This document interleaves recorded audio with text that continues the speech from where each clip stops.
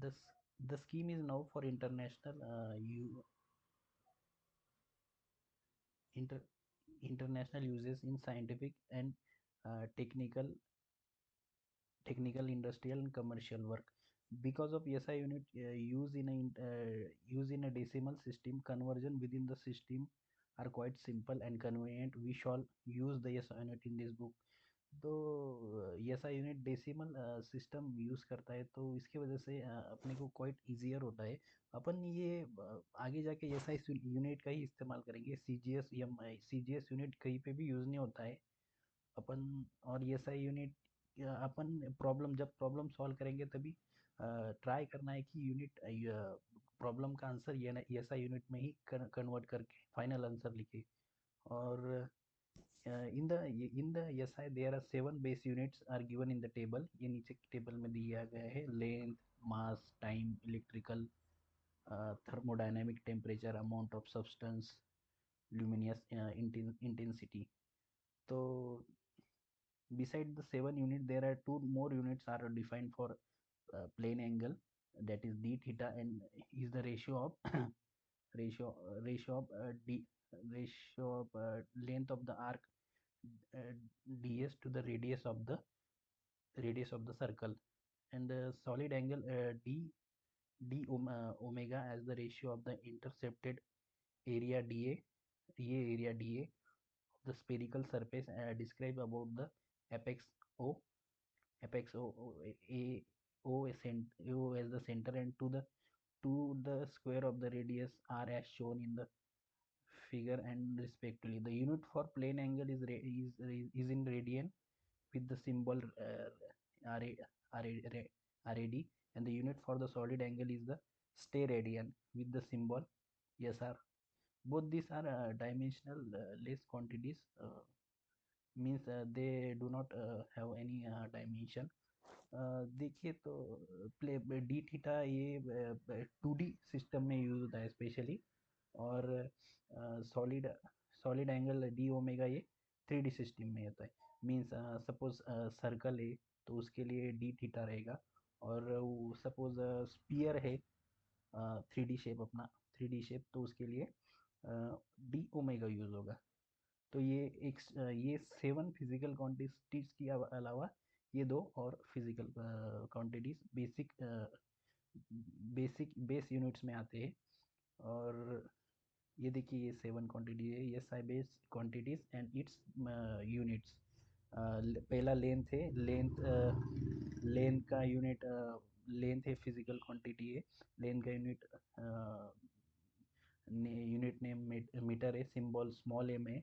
और डेफिनेशन कैसे आती है, the meter symbol m is the SI unit of the length, and it's defined by the taking the fixed numerical values of the speed of light in vacuum c for 299792458 when expressed in the unit meter per second, where the second is defined in terms of uh, Caesium frequency delta v cs। ये definition है length की। और मास की the kilogram symbol, मास मास का measurement unit kilogram है, और उसका symbol आता है KG. The kilogram symbol KG is the SI unit of mass. It is defined by taking the fix numerical value of a Planck constant h 6.62 into 10 raised to minus 34 when expressed in a unit joules second, which is equal to kg meter square per second, where the meter and the second are defined in terms of uh, c and delta v cs। Third quantity आता है time, उसका name unit name है second, और उसको S में small S में express करते हैं। The the the second symbol yes is a unit SI unit of time. It is defined by taking fixed numerical value of Caesium frequency delta VCS, the unter un, unperturbed ground state hyperfine transition frequency of the Caesium 133 atom to be 9192631770 when express in the units hertz. ये देखिए, ये जो definition है, ये एक मतलब experiment किए करके बनाए गए हैं, तो उस पर ज़्यादा मतलब अपना कंसंट्रेशन नहीं करना है अपने को, सिर्फ ये बेसिक यूनिट्स होते हैं इस पे ध्यान देना है। इलेक्ट्रिकल का एम्पियर होता है, उसको ए से एक्सप्रेस करते हैं। थर्मोडायनेमिक टेम्परेचर यानी टेम्परेचर उसका केल्विन होता है, और उसको अ, बड़े मतलब कैपिटल के से एक्सप्रेस करते हैं, इसको कैपिटल ए से एक्सप्रेस करते हैं। अमाउंट ऑफ सब्सटेंस में मोल मोल है इसका यूनिट, और उसको एम ओ एल, ये स्मॉल एम ओ एल से एक्सप्रेस करते हैं। और ल्यूमिनेट्स इंटेंसिटी का यूनिट कैंडेला है, और उसको सी डी में एक्सप्रेस करते हैं। तो ये है, और ये इलेक्ट्रिकल का द एम्पियर का सिंबल है A, capital A, and the SI unit of electric current, it is defined by taking the fixed numerical value of elementary charge E to 1.60 into 10 raised to minus 19 when expressed in the terms of C, which is equal to A, where the second is defined in terms of uh, the delta V CS. And the Kelvin symbol K, the SI unit of thermodynamic temperature, it is defined by taking fixed numerical value of Boltzmann constant K 1.38 into minus into 10 raised to minus 22 x when when expressed in the units of joules per Kelvin, which is equal to the kg meter square upon second square upon Kelvin, where k where the kilogram meter second are defined in terms of SC delta। Similarly ये amount of substance और ये luminous intensity का आता है। दे देखिए नीचे दिया दिया हुआ the values deformation here need not to be remember ask for not to be remembered or asked in the test. They are given here only for indicate the extent of accuracy to which they are measured। यहाँ पे लिखा हुआ है वैसा। और अब अपन पढ़ेंगे some some unit written for general use दो outside SI।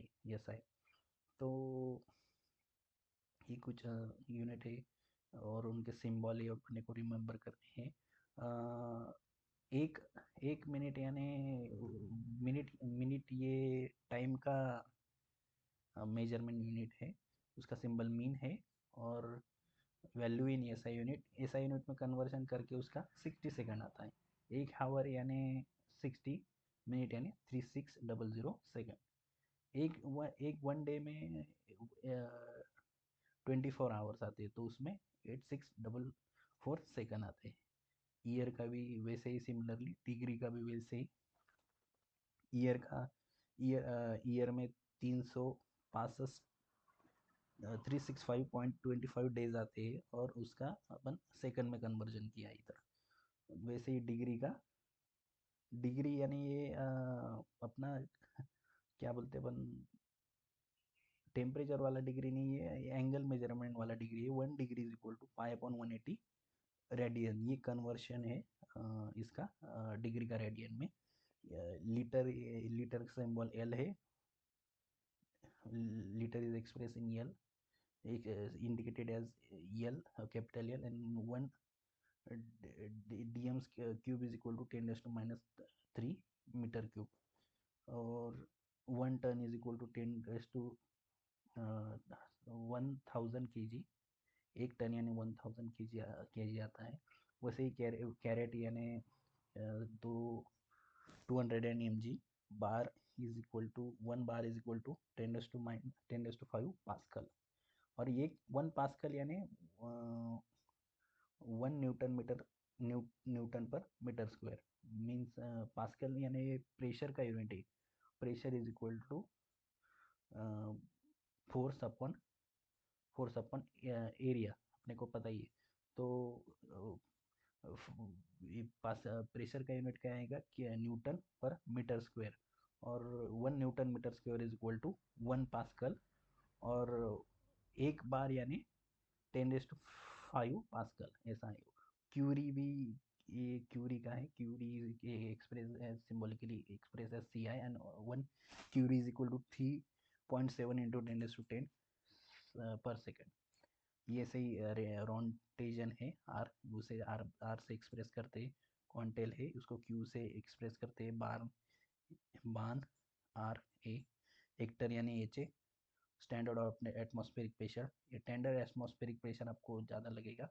Standard atmospheric pressure मतलब वो अपन बॉडी पे कुछ भी प्रेशर दिया नहीं है तो उस पर एक स्टैंडर्ड एटमॉस्फेरिक प्रेशर रहेगा, उसकी वैल्यू 1.013 10⁵ पास्कल रहेगी, यानी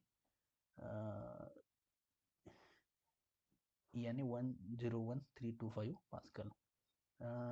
Note that when mole is used, the elementary entities must be specified. These entities may be atoms, molecules, ions, electrons, other particle, or specific groups of such a particle.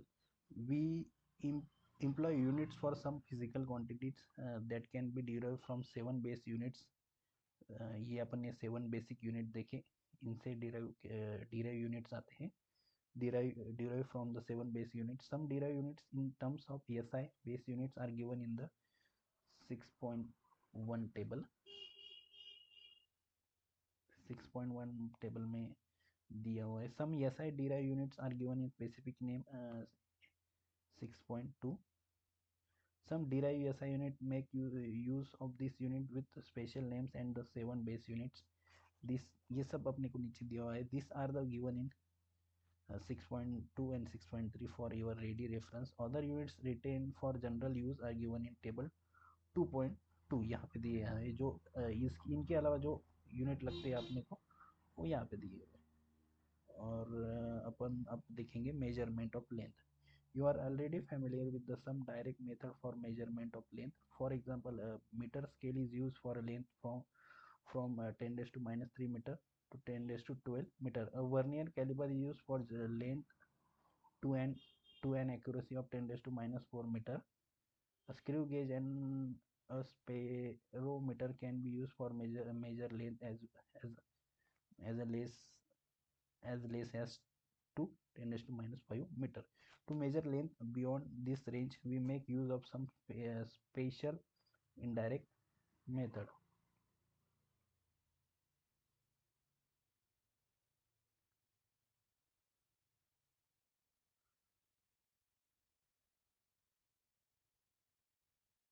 For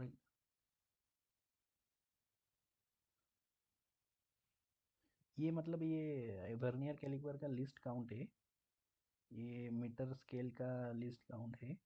और list count क्या होता है वो अपन आगे जाके देखेंगे। उसकी list count यानी ये होता है कि अपन मिनिमम मेजरमेंट जो मतलब एक आधे सपोज अपने पास स्केल है, स्केल पे अपन जो मिनिमम मेजरमेंट ले सकते हैं उसको लिस्ट काउंट यानी एल से बोलते हैं। The to measure length beyond this range we make you some special indirect method. इसके अलावा अपने को अगर बहुत मतलब लंबा लेंथ मेजर करना है या कुछ सपोज अपने को एक एक सन से अर्थ का मतलब मेजरमेंट लेना है तो उसके लिए अलग मेथड रहती है। तो यहाँ पे देखिए वो मेथड भी दिए हुए हैं, नीचे दिए हुए हैं सब, और उसका कैलकुलेशन वगैरह वगैरह सब है, तो अपन वो साइड बाय साइड देखेंगे ही। तो measurement of large distances large distances such as the distance of a planet or star from the earth cannot be measured directly from meter scale। An important method in such cases cases such a method in important method in such cases is the parallax method. Parallax method से अपन देखो अर्थ और सन के बीच में अपने को distance measure करना है तो अपन अपन ऐसे रॉकेट लेके वहाँ पे स्केल लेके जाएंगे तो ये प्रैक्टिकली पॉसिबल ही नहीं। उसके लिए एक पैरालैक्स मेथड यूज होती है, वो अपन अब लर्न करने वाले हैं। when you hold a pencil in the front of you against some specific point on the background uh, a wall and look at the pencil first through your left eye, closing in right eye, closing the right eye, then look at the pencil through your right, closing the left eye, you will notice that position of the pencil seems to change with respect to point on the wall। मतलब ये this is called parallax. ये phenomena को अपन parallax बोलते हैं। मतलब अपन ने एक pencil लिया, उसको उसका एक पॉइंट वॉल पे टच किया और लेफ्ट आई क्लोज करके उसको राइट आई से देखा तो उसका पोजीशन अलग दिखेगा, और लेफ्ट आई को राइट आई क्लोज करके लेफ्ट आई से देखा तो उसका एक पोजीशन अलग दिखेगा। This this phenomenon is called as parallax. इसको ये अपन पैरेलैक्स बोलते हैं। The distance between two points of the observation is called basis. Basis means दोनों पॉइंट अपन ने दोनों मतलब पेंसिल का बेस वॉल पे जहाँ कनेक्ट है वो अलग पॉइंट है, और अपन आई मतलब ये आई से देख रहे हैं और ये आई से दिख रहे हैं क्लोज करके। तो तो दो two point of observation is called, दोनों मतलब ये जो पॉइंट ऑफ ऑब्जर्वेशन है मतलब दोनों आए उनको बेसिस बोलते हैं। In this example the basis is the means, ये देखिए ये वन आई है, ये दूसरी आई है, और ये एक पेंसिल है सपोज, और ये वॉल है, ये पॉइंट ऑफ कांटेक्ट है वहाँ पे। हाँ, तो ये एक पॉइंट दोनों को बेसिस बोलते हैं। In this example the basis is the distance between two eye. ये जो अपना एग्जांपल है उसमें बेसिस ये दोनों के बीच में का डिस्टेंस आएगा। और ये जो फिनोमिनन होता है ये कि मतलब ये एक आँख आँख बन के दूसरे आँख से पोजीशन अलग दिखना, और ये आँख बन कर ये आँख से देख के पोजीशन अलग दिखता है, इसको पैरेलैक्स बोलते हैं। The phenomenon is called as parallax. To measure the distance d of d of a far away planet, yes by the parallax method we observe it from two different position observation। इसको a बोल देते हैं और इसको b बोल देते हैं। On the earth separated by distance A B, ये जो डिस्टेंस है ये different position A and B on the earth separated by distance A B यानी ये आएगा, ये डिस्टेंस यानी ए बी, ये पॉइंट अपन ए कर लेते हैं, ये पॉइंट अपन बी कर लेते हैं, separated by at the same time as shown in the figure 2.2 we measure the angle between two direction along which the planet is viewed at these 2 points। यहाँ पे फिगर वो दिया हुआ है, देखिए ए पॉइंट है, ये बी पॉइंट है, ये जो है अर्थ पे, और ये प्लेनेट है। अपने को अर्थ से ये प्लेनेट का डिस्टेंस मेजर करना है, तो इस इनके बीच का डिस्टेंस बी है। तो द ए एस बी यानी ASB is represented by symbol theta is called parallax angle और पैरालैक्टिक एंगल। इसको अपन पैरालैक्स एंगल और पैरालैक्टिक एंगल बोलते हैं। As the planet is far away B upon D means B upon upon upon D is less than 1 means ये जो डिस्टेंस है ये डी, ये जो प्लेनेट है जैसे अर्थ से सन बहुत बहुत लाइट ईयर में मेजर करते हैं अपन वो डिस्टेंस, तो बहुत दूर है। तो प्रैक्टिकली ये डी डी बहुत बहुत आगे जाएगा मतलब और ये बी डी, ये दोनों को कुछ ना कुछ वैल्यू रहेंगी, पर as compare to B D बहुत बहुत हाई रहेगा, तो नीचे की वैल्यू बहुत बहुत हाई रहेंगी। इसका मतलब ये जो वैल्यू है ये नियर बाय मतलब 1 से बहुत बहुत कम होगी। Therefore the theta is very small means ये जो एंगल है वो स्मॉल आएगा। ये थीटा यानी इन दोनों का रेशो ये है। तो इन दोनों का रेशो कैसे अपने को पता है, अगर ये रेडियस होगा और ये आर्क होगा तो theta is equal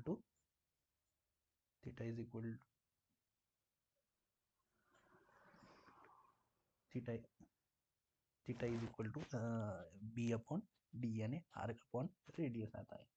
So then we approximately take AB as a arc of the length B of a circle with center S and distance D is radius AS, ये AS और ये BS, so that AB is equal to B D theta। तो where D is radians, so देखिए ये D is equal to theta is equal to B upon D आएगा। तो अपन D theta theta को इधर भेज दिया, डी को उधर भेज दिया, तो D is equal to means distance between two planets is equal to B. B यानी दोनों ऑब्जर्वर के बीच में का डिस्टेंस, ये दोनों बीच में का डिस्टेंस यानी अपन यहाँ पे पढ़ा देखिए बेसिस, या इस केस में अपन उसको बेसिस बोलते हैं। ये बेसिस है, basis upon angle, angle of this angle theta. तो यहाँ पे अपने को डी की वैल्यू ये कैलकुलेशन के लिए मिल जाएंगी। मतलब अपने ये दोनों की वैल्यू अगर फाइंड आउट कर दी, ये दोनों में का डिस्टेंस तो अपने को पता है, ए और बी, ये अर्थ पे ये दोनों पॉइंट, हाँ। और डी ये एंगल मेजर करने का है, वो एंगल अगर मेजर कर लिया तो अपने को डी की वैल्यू मिल जाएंगी। डी की वैल्यू यानी दोनों प्लैनेट में का डिस्टेंस। तो यहाँ पे देखिए अपन ने वो कैलकुलेशन किया है। Having determined D, we can employ a similar method to determine the size of angular diameter of the planet.